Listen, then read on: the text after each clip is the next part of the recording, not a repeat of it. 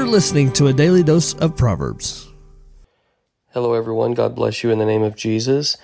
My name is Justin Rangel, and today is the 16th, and I'm going to be reading verse 32. He who is slow to anger is better than the mighty, and he who rules his spirit than he who takes a city. Here is a lesson in personal greatness. How strong are you? What have you achieved? The best test of character is controlling your emotions, especially anger. The biggest achievement you can have is to limit your passions to only those actions that are good. Every real man wants to be a mighty man of valor. Every real woman wants to be a noble woman worthy of such a man. The Bible records many exploits of mighty men and noble women, but this proverb teaches a greater measure of individual glory. The ability to deny anger and to control your spirit. The man who can resist getting angry or losing control of his spirit is more honorable than men with great military accomplishments. Consider some mighty men of valor. Gideon defeated a huge army of Midianites with only 300 men, and Jephthah destroyed 20 cities of the Ammonites with a small army. Samson killed 1,000 Philistines with the jawbone of a donkey, and Shamgar killed 600 with an ox goad.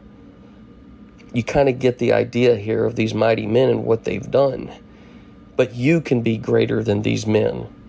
You do so by being cautious and slow in getting angry and by controlling and ruling your spirit. It takes more courage, discipline, strength, and wisdom to resist passionate emotions like anger than it does to take a city.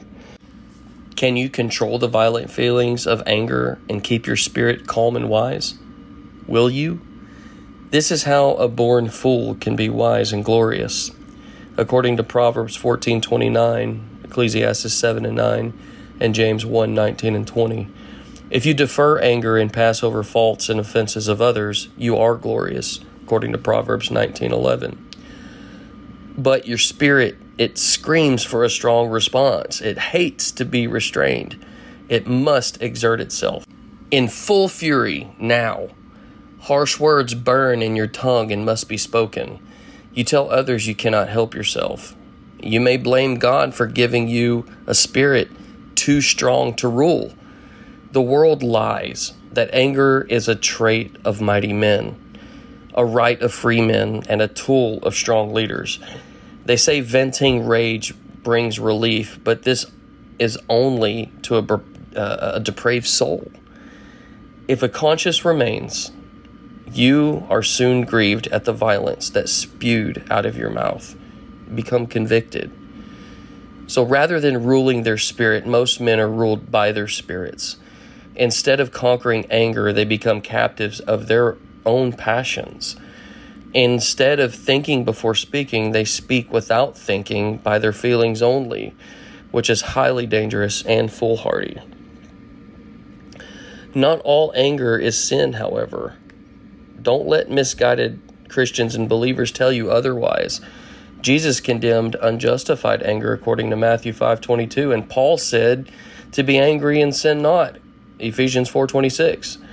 Anger is good when it is directed against sin for the glory of God.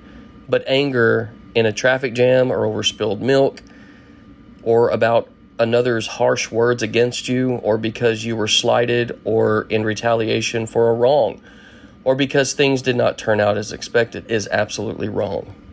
Now, there are other passions that need to be ruled. Fear is very debilitating, but it has no place in your life, for God has not given you such a spirit, according to 2 Timothy 1:7. And fearing others will trap you into a foolish choice or even sin. So what can you do to be great in the sight of God and men? Slow down. Do not ever say or do anything by impulse. Hear things out before you speak. Choose to study every matter before giving your opinion. Wait before reacting. When you hear or experience any negative event, cut your words in half. Always be gracious in your speech, especially with your family. Let the words of this proverb motivate you to be a mighty man of valor. I will say this and I call out, will the real mighty men of valor please stand up? Will the real noble women of the earth please stand up? You will not have to wait long to face your foe. The Lord himself will arrange circumstances to test the rule of your spirit. Do not be surprised by anything that happens. Purpose now to be slow and cautious in responding, and to rule that unruly fury in your belly and tongue. May the grace of Jesus Christ give you the absolute victory. Have a good one. Thank you for listening.